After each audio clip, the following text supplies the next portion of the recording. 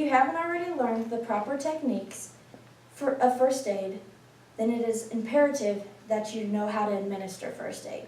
It is likely that at some point in your life you will need to apply first aid to another, or you will be in the situation that requires first aid to be applied to you.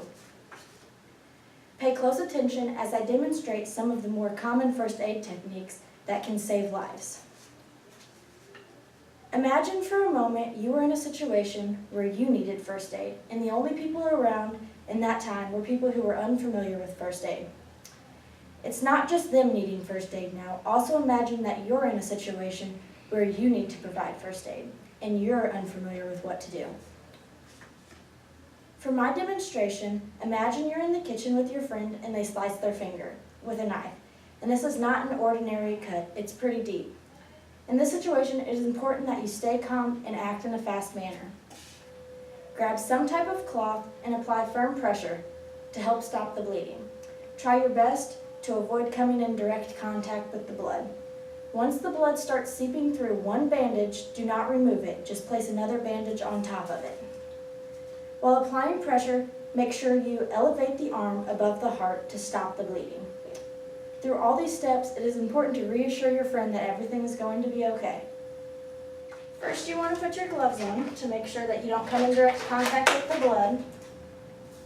And then you're going to take a gauze and you're going to apply firm pressure on their finger. And you're going to check it without removing the gauze to see if any blood has seeped through. And if it has, don't remove the gauze that's on there. And you're just going to add another one. And you're going to apply firm pressure. And when you check again, if there's no blood, you're going to take some type of wrap and you're going to wrap it around the finger.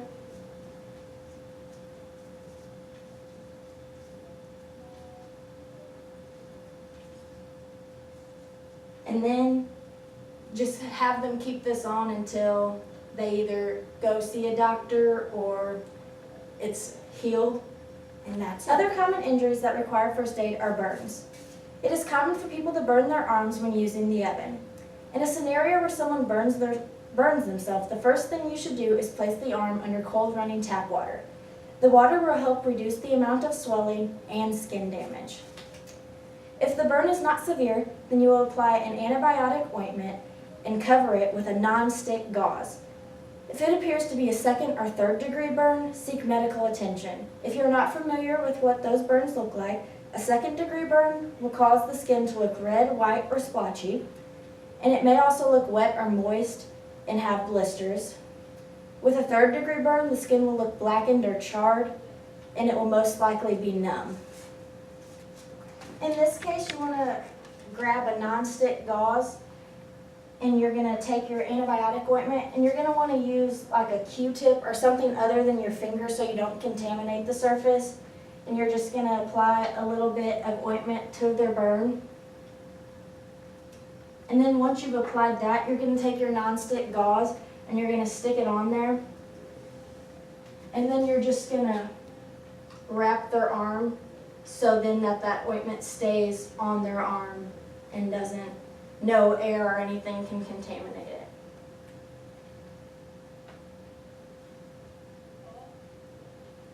And that's it. It is important to realize that not all injuries occur inside your home. Injuries can occur while anywhere outside the home. Imagine yourself outdoors, such as camping, at a friend's barbecue, or even in your own backyard. You get stung by a bee. Bee stings can affect people in different ways. Some may suffer minor irritation, while others may suffer anaphylactic shock, which can be life-threatening. For those who just suffer minor irritation, here's what you will do. First, you will need to apply a cold compress. Once the stinging goes away, make sure you check to see if the stinger is still there. And if it is, you're going to scrape it off without squeezing the sac. If there's a lot of pain and swelling, antihistamines can help. First, you're going to apply the cold compress to the arm. Once the stinging goes away, you're going to remove the cold compress and see if you see the stinger. And if you do, you're going to take a card or something with a straight edge and you're going to just scrape it off. You don't want to squeeze it or do anything like that because you can squeeze the sac, which will cause more of the poison to go in your arm. And if you're allergic to it, most likely they'll have an EpiPen, and in that case, you'll take the blue cap off, and you'll go in their thigh, and you'll hold it for 10 seconds, and then you'll seek immediate. There are many different forms that require first aid, and these are just a few of the more common injuries. It is key to ensure that you are up to date on the latest first aid strategies, so that you are prepared in any situation. Once again, with a blood type injury, you should press firmly and avoid contact with the blood. With a burn, make sure you run it under cold water and apply ointment if the burn is not detrimental. Finally, with an insect bite, make sure you apply a cold compress and scrape off the stinger without squeezing the sac. Nobody knows what the future holds, so it is imperative that you are prepared for any kind of emergency. Now that you have the basics, go out and research other methods of injury care.